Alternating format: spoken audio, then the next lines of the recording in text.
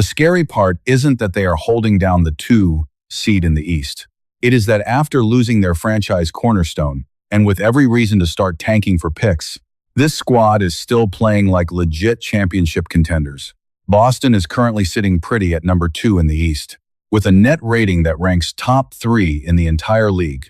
That is some high-level championship caliber production. Looking at the situation right now, according to the standard NBA logic, the return of their superstar Jayson Tatum should be the final piece for a legendary comeback run. The Celtics front office even signaled his return was imminent. It felt like the countdown to his season debut had officially started. But just when everyone assumed he was about to suit up, the organization suddenly hit the brakes on the whole process. It is not a setback with the injury, and it is definitely not a locker room beef either. So what exactly are they terrified of right now? It has been 8 months since Tatum tore his Achilles in the playoffs. The recovery time for an injury that big is brutal. With their core guys sidelined for most of the year, everyone expected this to be a wash of a season for Boston. So management started making major moves. GM Brad Stevens shipped Jrue Holiday off to Portland. In exchange for a certified bucket getter like Anfernee Simons, he traded away Porzingis in a multi-team deal and decided not to bring back veterans like Horford and Cornet. A championship rotation was basically dismantled overnight. As expected, the preseason power rankings had them at rock bottom, sitting lower than the Hawks, the Magic, and even the Mavs. All of them are lethal off the dribble in transition. They lost 3 starters from a title team, and somehow they actually got better. The chemistry reached an all-time high. How did they pull off this impossible transition? After blowing up the roster like that, the answer lies within this brand new Celtics offensive identity. First off, Jaylen Brown is a seasoned star now. He did not try to play out of character, or just copy what Tatum usually does for the team. He simply became a hyper-upgraded version of himself. He went absolutely nuclear from the mid-range area, doubling his shot attempts compared to last season, while maintaining a ridiculous 50% clip. But what really makes this Boston squad stand out is having a roster full of guys who can create their own shot at any time. Look at Pritchard Hauser and Derek White, even Simons before he was moved again. But then something incredibly weird happened on the court. One of their most effective sets right now is the Spain pick and roll. It starts out like any standard PNR action, but then White sets a back screen on the big man's defender, who is already dropping deep into the paint. Then he quickly pops out to the perimeter for a wide-open look at a triple. The core philosophy of this whole system is actually very straightforward.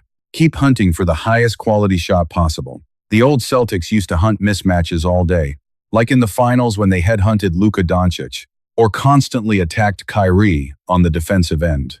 But now they are playing elite team basketball. It is a decentralized offensive engine, where the decision-making is spread across the floor.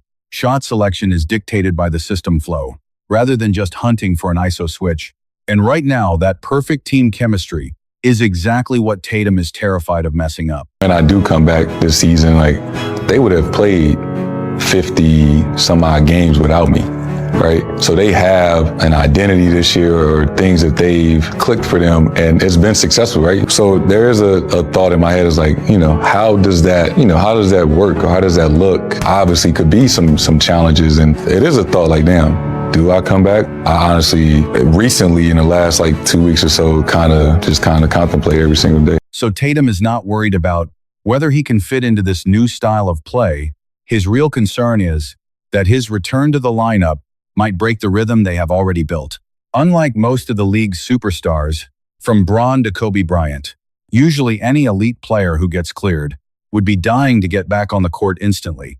But the reason Tatum is hesitant is because he has lived through a worst-case scenario before in this building. Back in 2017, the Celtics pulled off a massive rebuild, bringing in max contract guys like Hayward and Kyrie.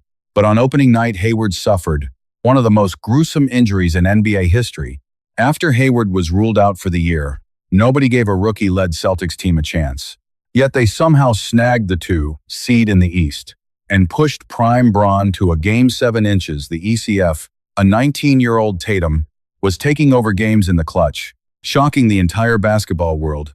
But when Hayward came back the following year, everything got incredibly complicated. It was not that he lacked the talent. It was that the rhythm just did not match up. the team started losing. Its quick decision-making and offensive flow, they spent the whole season trying to force it, just to help him get integrated back into the squad. Tatum was giving up the rock too early. Brown was hesitating when he should have attacked. The offensive pace was off by half a beat, and that half a beat wasted a whole year of elite potential for that team. Tatum saw firsthand how forcing a star back too early can kill a team's vibe. He knows it could easily happen all over again. His teammates will naturally and subconsciously keep trying to help him find his rhythm on the floor. Tatum knows that mindset perfectly, because he was that teammate once before. Looking at the big picture, his hesitation is not weird at all. It is actually the most rational choice he could make. He is not focused on some fake narrative about a heroic return. He is thinking about the best interests of the franchise, and whether he fits in the current flow of the game. For the Celtics organization, it is an equally impossible decision to make.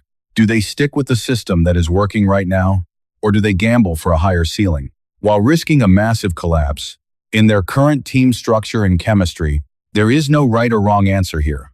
But one thing is for sure, whatever Tatum decides to do will directly dictate the floor and the ceiling for the Celtics this season, and it will likely shift the entire landscape of the Eastern Conference. And the fight for the NBA title